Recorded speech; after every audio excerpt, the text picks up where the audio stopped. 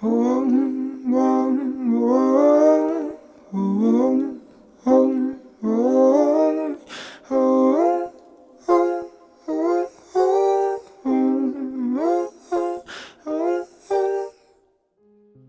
World War II, cities and countries in Europe were in terrible conditions.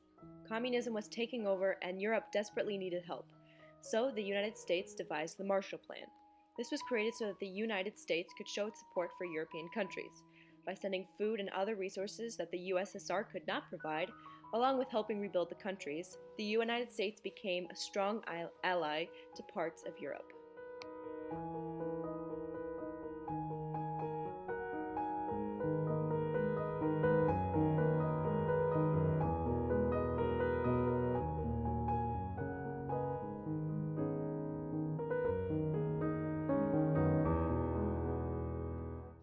The people of the United States wanted to make sure that nothing like World War II ever happened again, and the creation of the North Atlantic Treaty Organization, or NATO, was created.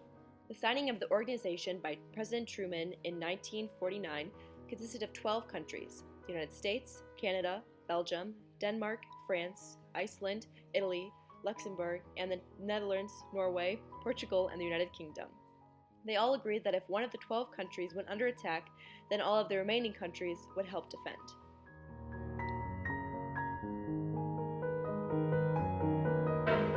And then they read how in Washington 12 nations had signed what came to be known as the North Atlantic Treaty.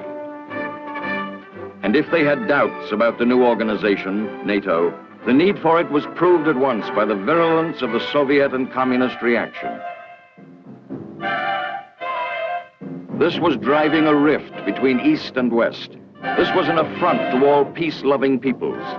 They paraded the dove as a symbol of peace, and peace was their slogan.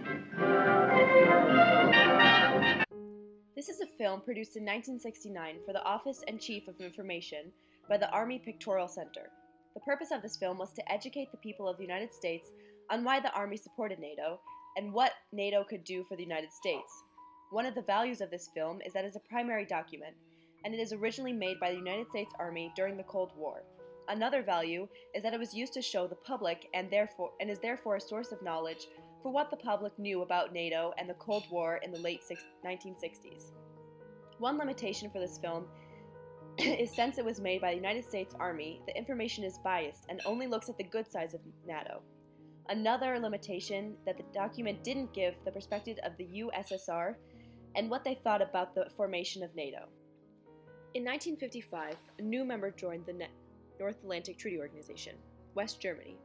While the eastern part of Germany was under occupation by communism and the Soviet Union, the United States believed that giving arms to West Germany was essential to stop the expansion of the Soviet Union and the rest of communism.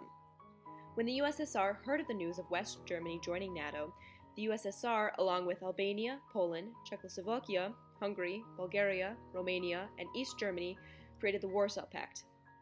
This pact was formed in response to the creation of NATO, and the countries pledged to help if a country in the pact was under attack. However, with the creation of the Warsaw Pact, Soviet soldiers were also placed in each of the 7 other countries involved in the pact. Oh yeah, of course. I remember hearing about Warsaw Pact. It was supposed to be a big celebration for everybody. It was in 1945. But we live already under communism, except that Russian wanted to make they wanted to have more influence and more power over other Eastern European countries, like Poland, Bulgaria, Czechoslovakia, Romania, East Germany. And so this was their way of making sure that they exert the power over those countries. Gosh, everything about America was negative. Everything. My father was a very smart man. He was a lawyer, and he was a very smart man. And he felt that I'm totally brainwashed in school. And he was telling me always, remember, there is another part of the world in addition to Russia, which is called America. And he has never been to America. But I think that's a good country. And I hope he was always saying that one day you will go there. Every paper, every Sunday or Saturday, there were cartoons showing big fat Americans drinking beer and watching football games. Americans were called imperialists, that they wanted to invade the whole world, that they didn't care about people. They were showing poor people, black and white, on the streets of New York and other places, being terribly treated. And they were saying, look, you live in this wonderful communism, your kids go to school, everybody's equal. In America, it's just an awful, awful system. So I never heard anything good about United States.